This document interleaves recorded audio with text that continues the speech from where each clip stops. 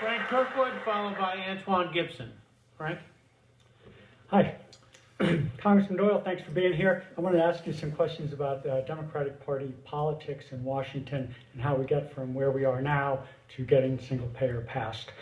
Some people imagine that when the Democrats regain control of the House, the Senate, and the presidency, that H.R. 676 or a similar bill will become law. But we know the last time it happened in 2009 that there wasn't even a vote on H.R. 676. In my view, we have a problem. My view of the problem is that we have two Democratic parties. We have, on the one hand, the citizen Democrats who now favor a single-payer system by 75 to 80%, and people who think of the Democratic Party as the party that brought us Social Security and Medicare and Medicaid, and think that the party is looking out for us. On the other hand, we have the professional Democrats in Washington who are the middlemen between the lobbyists who represent people who have money and need political power, and the politicians who have political power and are in constant need of campaign money.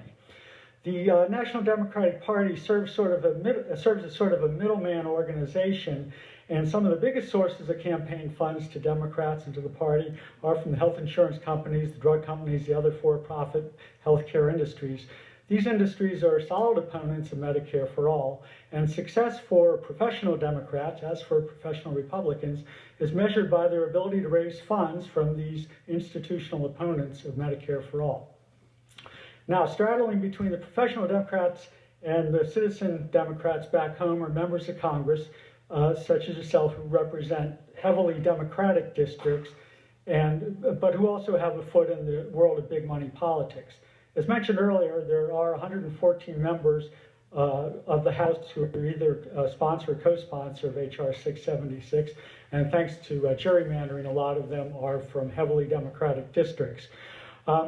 I was wondering, I did a quick study of their websites of the 114 co-sponsors to see if they were doing the sort of education and explanation that you mentioned earlier that's going to be part of getting this passed.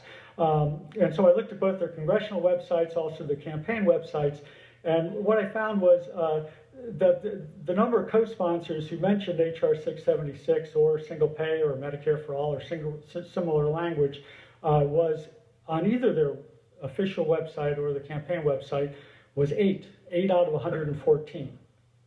And the number of co-sponsors who mentioned it on both their official and campaign websites was 2, and one of them was Congressman Conyers. This strikes me as a lot of missed opportunities for co-sponsors who genuinely want to help educate people about H.R. 676 and prepare for the day when the Democrats are once again in the majority in the House and passage of 676 is possible. But there's another even bigger missed opportunity. Many Democrats in safe districts who don't face financially competitive opposition still raise a lot of campaign money, and you're fairly typical in that case, and you're able to spend a couple $100,000 helping other Democrats in other congressional districts run. But the money goes through the Democratic Party that I mentioned earlier by its very business model is in the business of collecting money from the healthcare industries with the understanding that they will protect those industries from passage of legislation like 676. One more paragraph. We've reached a point where a majority of Democratic members of the House say, by active co-sponsorship, that they are supporters of H.R. 676. Congressman, how do we get the Democratic Party and those individual representatives in Congress to actively advance 676? How do we get them to put something on their website about it and in their newsletters? How do we get them to stop contributing to the party that's actually aiding our opponents? And how do we get that party to stop protecting the financial beneficiaries of this broken healthcare system and start pushing for Medicare for all?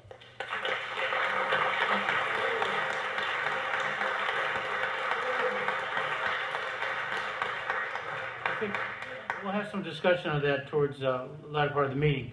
We have Antoine Gibson here as well, followed by Mary Hall.